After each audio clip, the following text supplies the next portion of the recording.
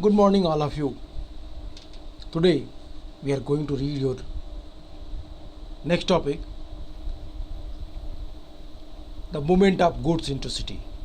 Because in my last video we have read about the significance of urbanization, where we have discussed about that the element which promote to develop for the city. We have read there that the various phases for the development of the city.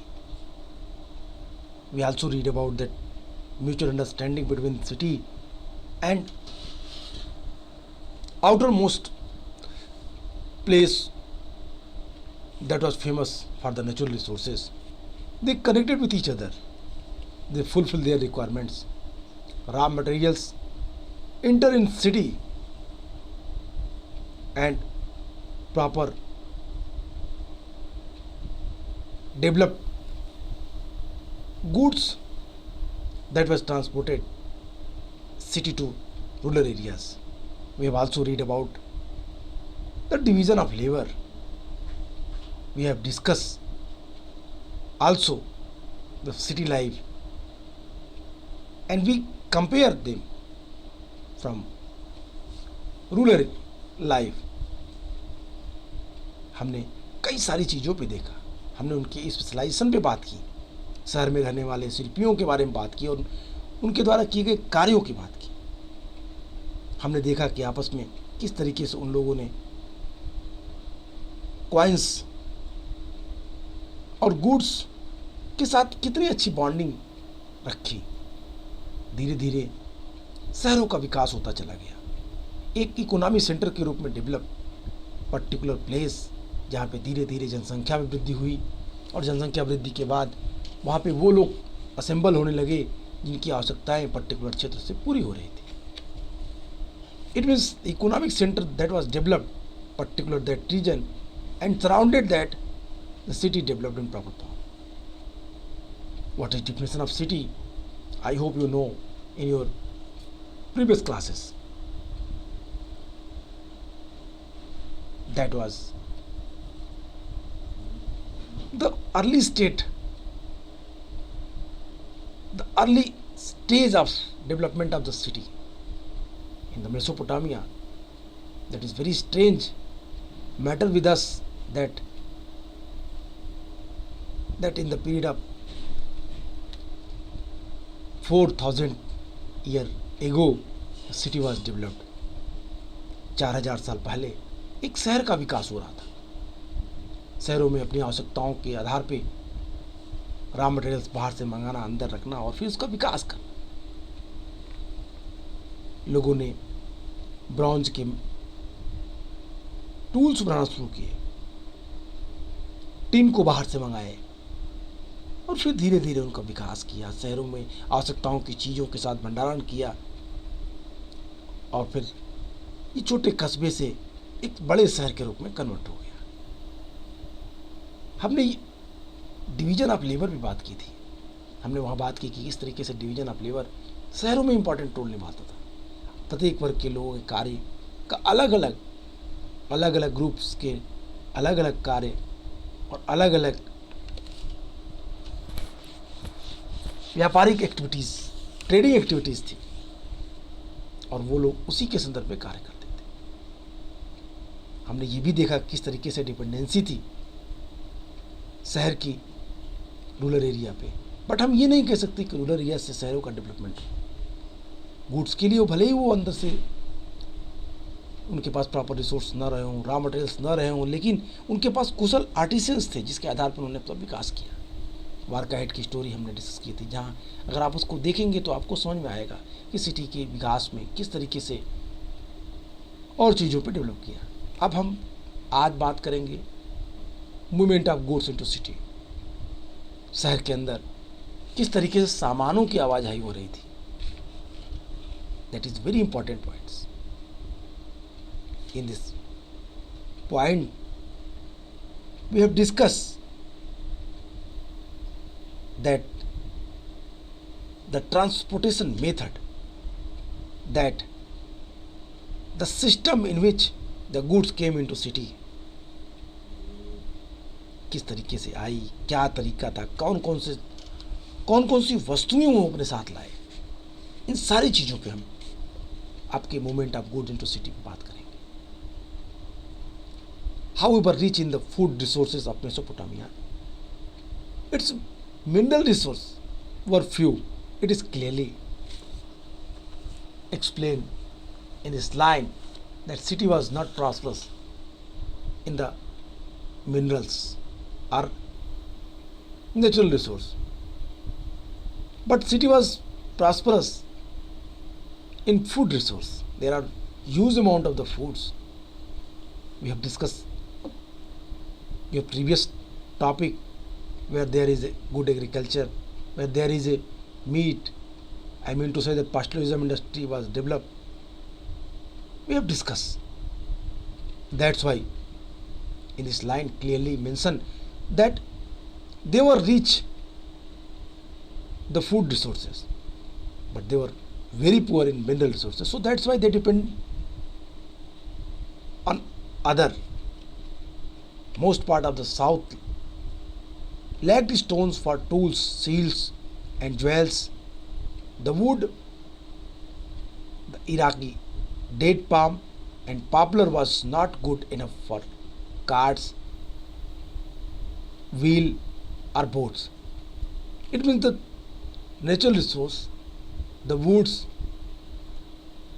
found in particular that region, it was not useful for the goods which is used in the human life, like boat, like carts. The wood is not the high level, बहुत अच्छे प्रकार की लकड़ी नहीं थी, इसलिए उसका इस्तेमाल नहीं हो रहा था ठीक से। And there was no metal for tools, vessels और ऑर्नामेंट्स। उनके पास कोई ऐसे कोई धातु भी नहीं थी जिसके आधार पे वो आभूषणों का निर्माण करें, या वो इसके आधार पे उन चीज़ों को लकड़ी की बनी तांबा या इस तरह के किसी भी चीज़ों का, पात्र, गहने का निर्माण करने के लिए कोई धातु उनके पास उपलब्ध नहीं थी। They were not abundance that type of metal which they use and develop such type of other things, precious things. No, नहीं, उनके पास इस तरह की चीज़ें नहीं थी। और फिर उन्होंने मेसोपोटामियाई लोग धीरे धीरे लकड़ी, तांबा, it means wood, copper, tin, silver, gold, shell, and various stone form, Turkey and Iran, that was important for them to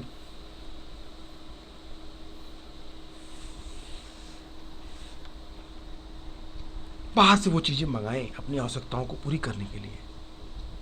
एक जरूरत की चीज़ थी उनके लिए, और इसलिए उन्होंने इन चीज़ों पे ध्यान दिया। उन्होंने अपनी चीज़ों को मंगाने के लिए लकड़ी, तांबा, रांगा, चांदी, सोना, सीप और विभिन्न प्रकार के पत्थरों को तुर्की और ईरान अथवा खाड़ी पार के देशों से मंगाते थे। इसके लिए वे अपना कपड़ा, कृषिजन्य उत्पाद काफ़ी मात्रा में उन्हें निर्यात करना पड़ता था। इन देशों के पास खनिज संसाधनों की कोई कमी नहीं थी, मगर उनके पास खेती करने के लिए कोई प्रॉपर प्लेस नहीं था, अच्छी उत्तम टेक्नोलॉजी, और ना ही उनके पास अच्छे लैंड्स थे, एग्रीकल्चर लैंड्स। तो that's why they depend on the trade. और इन वस्तुओं दोनों की पर्सनल म्यूचुअल कनेक्टिविटी इसी बात पे डिपेंड करती थी कि दोनों को एक दूसरे की ज़रूरत थी। और इन वस्तुओं का नियमित रूप से आदान प्रदान तभी संभव होता जब कोई सामाजिक संगठन हो जो विदेशी अभियानों और इस एक्सचेंज को कंट्रोल करे। एंड साउथ मेसोपोटामियन सोसाइटी में we have seen such type of groups which control trade and commerce and try to interlink with each other with the help of export and import. I mean to say that trading activities. हमने देखा कि किस तरीके से लोगों को वहाँ उसकी ज़रूरत थी और लोग एक दूसरे के इन चीज़ों के माध्यम से जुड़ रहे थे. So we can surmise that the ancient Mesopotamian could have traded their abundant textile and agriculture product for wood, copper, tin, silver, gold, sail, and the various stone from Turkey and Iran or across the Gulf. These latter region had mineral resource, but much less scope for agriculture. Regular exchange possible only when there was social organization to equip the foreign expedition and direct the exchange were initiated by the people of southern Mesopotamia. According to historian, that they have some type of system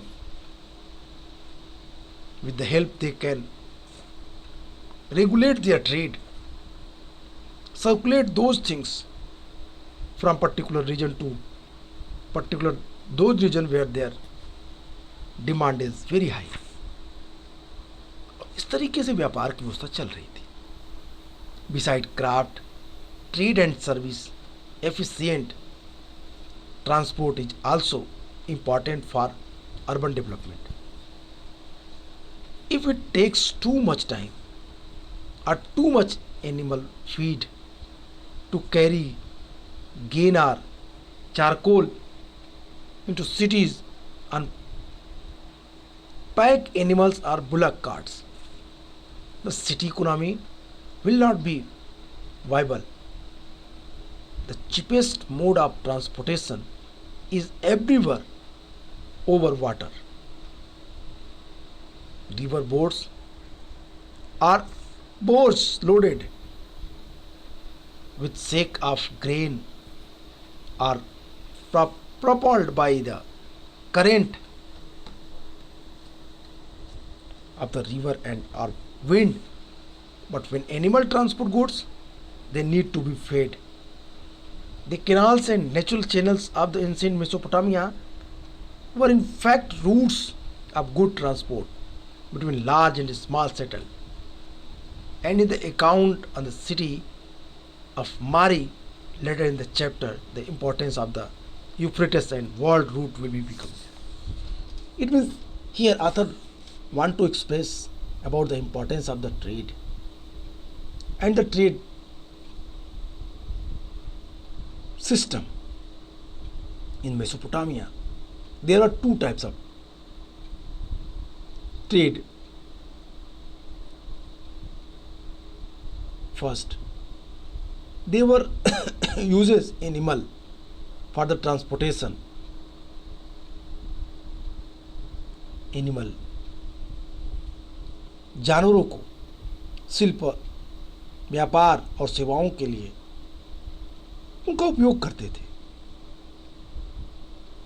जानवरों की पीठ पर रख के या बैलगाड़ियों में डालकर, cart में डाल के अनाज, लकड़ियाँ, कोयले, खाद्यान्न की वस्तुएं एक स्थान से दूसरे स्थान तक ले जाई जाती थी.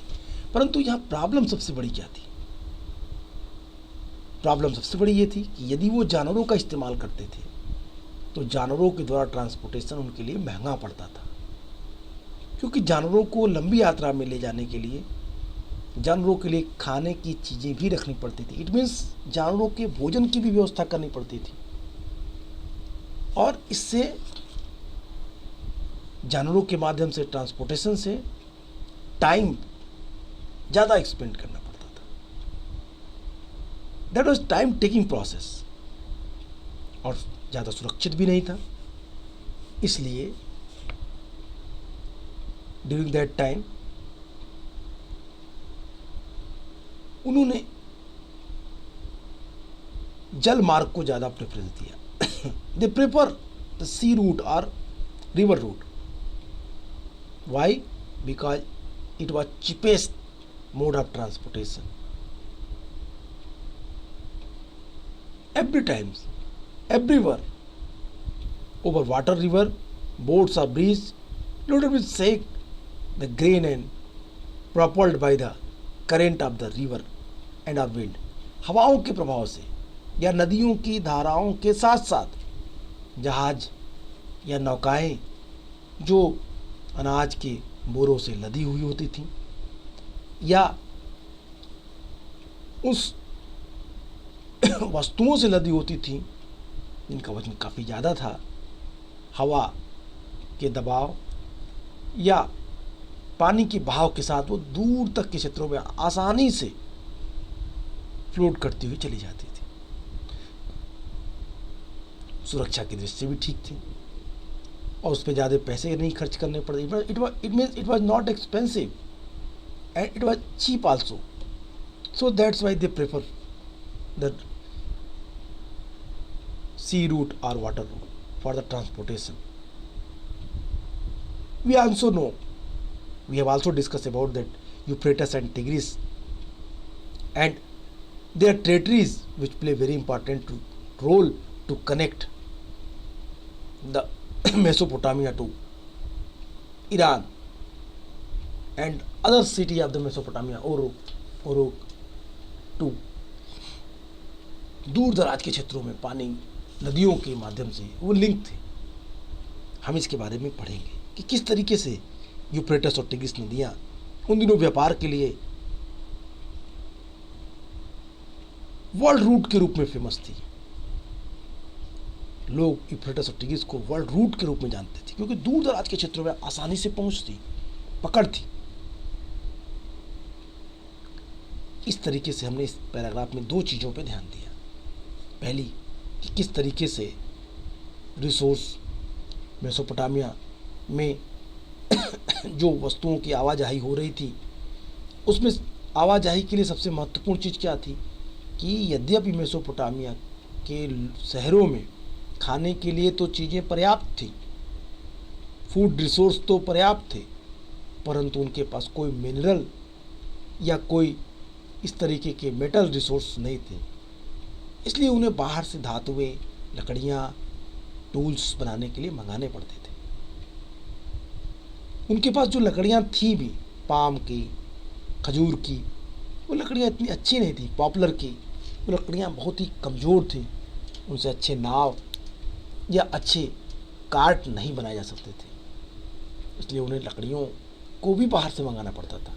मैंने आपसे कहा कि they were also not prosperous in the metallic resource, minerals, so that's why they depend on that goods on others, दूसरे के ऊपर निर्भर थे और उन्हें वो चीज़ें बाहर से व्यापार करके मंगानी पड़ती थी।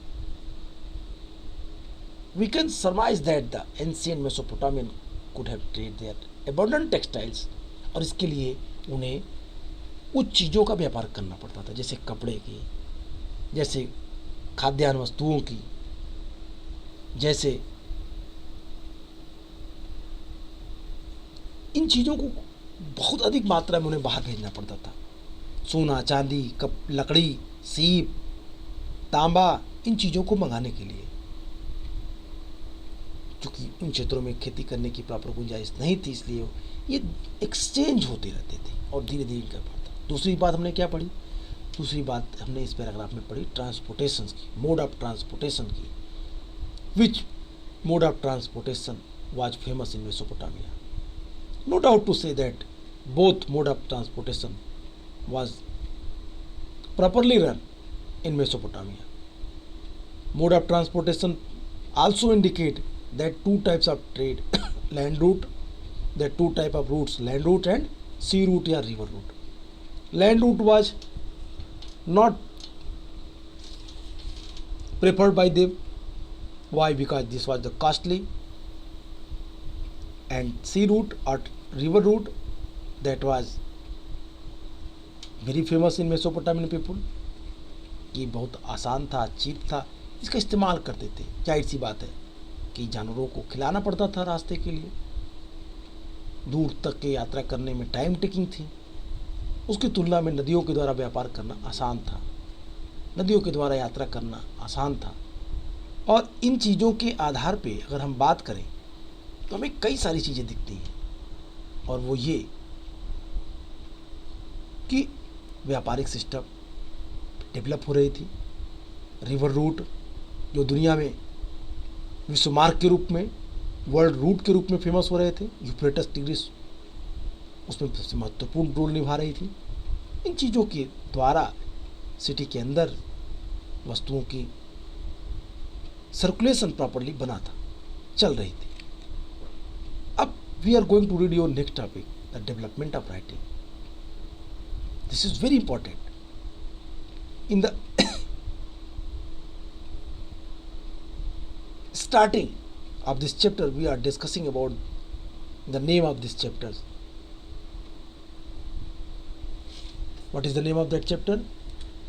No doubt.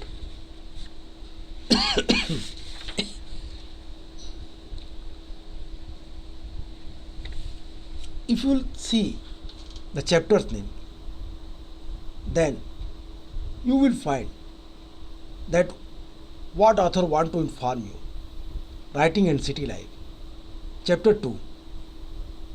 And if you think about that, why this name was given by author, क्यों दिया गया ये नाम राइटिंग एंड सिटी लाइफ, तो हमने इन चीज़ों पे विस्तार से चर्चा की और बताया कि हमने बातें की कि किस तरीके से ये चीज़ें उनके लिए आवश्यक थी। हमने सिग्निफिकेंस ऑफ ऑर्गेनाइजेशन पे बात कर ली, और हमने मूवमेंट ऑफ गुड्स पे बात कर ली, और अब ज़रूरत है, अब हमें समझने, you might be understand about the development of writings. That was the famous and the specific quality of the Mesopotamia. This was the first time when they start writings. पहला समय था, शुरुआत थी जब उन्होंने राइटिंग्स का इस्तेमाल किया. राइटिंग्स के लिए उन्होंने टेबलेट्स को बनाया. आखिर इन्होंने इस टेबलेट्स को क्यों बनाया होगा, इसके पीछे क्या रीजन रहे होंगे, और फिर इस टेबलेट्स से कहाँ तक उनका विकास हुआ होगा, इन चीज़ों पे हम इस टॉपिक पे ध्यान देंगे. हमें इसमें इन चीज़ों पे बारीकी से अध्ययन करेंगे. We will minutely observe about the development of writings. If you will read this paragraph, then you can very easily get that what author want to inform you, what author want to tell you.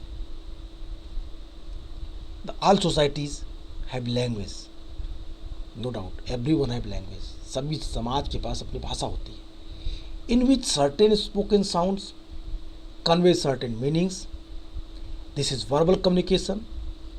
Writing too is verbal communication, but in different way. When we talk about writing or script, we mean that spoken sound are represent in visible sign. It means सभी के लिए, सभी समाजों के लिए उनकी भाषा एक महत्वपूर्ण इकाई के रूप में, भाषा का इस्तेमाल वो अपनी बातों को व्यक्त करने में करते हैं. उनके उच्चारण, प्रोनाउंसिएशन, उनकी साउंड की कुछ मीनिंग्स निकलती है, और ये मीनिंग्स वर्बल कम्युनिकेशन के रूप में जानी जाती है, समझी जाती है. यहाँ पे हम कह सकते हैं कि लिखना मौखिक भाव अभिव्यक्ति से उतना अलग नहीं जितना हम अक्सर समझ बैठते हैं. जब हम किसी चीज की अभिव्यक्ति राइटिंग स्क्रिप्ट में करते हैं, लेखन शैली में करते हैं, तो उसका अर्थ उच्चारित ध्वनियां जो दृश्य संकेतों या चिन्हों के रूप में प्रस्तुत की जाती हैं, क्लियर हो जाती है. सपोज हमने लिखा A, it means A for apple. A that is in written form, but when we read A, this is soundable which gives us so information. छोटे बच्चे के दिमाग में जैसे ए हम बोलते हैं, उसके समझ में आता है A for apple. Oh apple, that is apple. मतलब इट मीन्स रिटन स्क्रिप्ट है, लेकिन उसकी मीनिंग निकल रही है. और इसका इस्तेमाल सबसे पहले मेसोपोटामियन लोगों ने किया. But in the different way, when we talk about writing और script, we meant that spoken sound are responsible in the visual sign. The first Mesopotamian tablets written around 3200 BC, point to be noted, इसको note कर लीजिए सभी लोग ध्यान से कि पहली बार मेसोपोटामिया में जो टेबलेट्स मिले उनकी डेटिंग आज से करीब 3200 BC, 3200 ईस्वी के आसपास. The first Mesopotamian tablets written around 3200 BC contained the picture like sign and number. These were about 5000 list of oxen, fish, bread, loaves, etc. List of goods that were brought into or distributed from the temples of Uruk, a city in the south.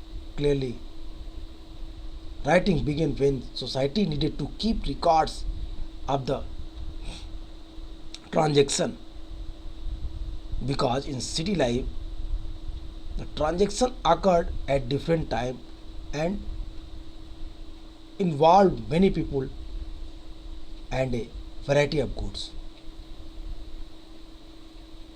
Obviously, very important things which we discuss कि Mesopotamia में जो tablets मिले जो आज से करीब 3200 BC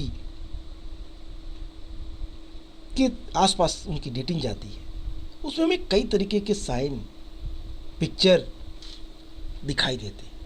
the huge number which we find on the tablets which was excavated in the Uruk और Mari city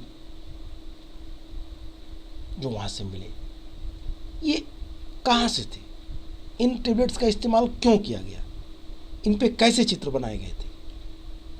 When archaeologists focus on that points, they find out that on the tablets, the sign which was shown on the tablets, that was the oxen, बैल के थे, मछलियों के थे, रोटियां थी, और ये इसके अलावा करीब करीब 5000, not only 100, 200, 1000, 5000 लंबी लिस्ट प्राप्त होती है. और ये लिस्ट किस चीज़ की थी, ये वो सारी वस्तुएं थी जो मंदिर में चढ़ावे के रूप में आती थी. ये उरुक के मंदिरों में आने वाली और वहाँ से बाहर ले जाने वाली चीज़ों की लिस्ट थी, जिसपे पहली बार टेबलेट पे लिखने का काम किया गया. तो first time they started to write on the tablet for the use of temple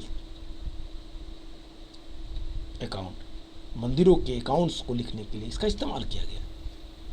फिर धीरे धीरे gradually we have seen that tablet uses in the other दूसरे रूप में भी इसका इस्तेमाल किया गया. Writing began when the society needed to keep records, जब सोसाइटी को अपने रिकॉर्ड्स को सुरक्षित रखने की जरूरत पड़ी तो उन्होंने राइटिंग्स को सुरक्षित रखा, राइटिंग के फॉर्म को लिखने का प्रयास किया, और यहीं से लेखन का कार्य शुरू हो चुका था. समाज को अपने लेन देन की, अपने वस्तुओं का हिसाब रखने की जरूरत पड़ी. व्यापार की उन्नति के साथ साथ लोगों को उन चीज़ों को लिखने की जरूरत पड़ी, और तब इन चीज़ों को, इनके डॉक्यूमेंटेशन के लिए टेबलेट का यूज किया गया ट्रेड में. और यहीं से हमें एक बड़े पैमाने पे ह्यूज अमाउंट में टेबलेट्स का मिलना शुरू होता है. व्यापार में जब हिसाब रखने की जरूरत पड़ी तो शहरी जीवन में लेन देन अलग अलग समय पर होते थे, और इसके लिए लोगों ने कई तरह के मसौदे तैयार किए, माल के बारे में, वस्तुओं के बारे में. और फिर वस्तुओं के साथ साथ उन्होंने, मेसोपोटामिया के लोगों ने मिट्टी की पट्टिकाओं, टेबलेट्स पे लिखना शुरू किया. Mesopotamians wrote on the tablets on clay. The tablets of clay, a scribe would wet clay and pat it into the size could hold comfortable in one hand. He would carefully smoothen its surface. उन्होंने मिट्टी के tablets में लिखना शुरू किया और यहीं से मिट्टी के टेबलेट्स को बनाना, मिट्टी को तैयार करना, फिर गीली सतह पर लिखना और टेबलेट्स का बड़े पैमाने पर यूज करना उन्होंने सीखा।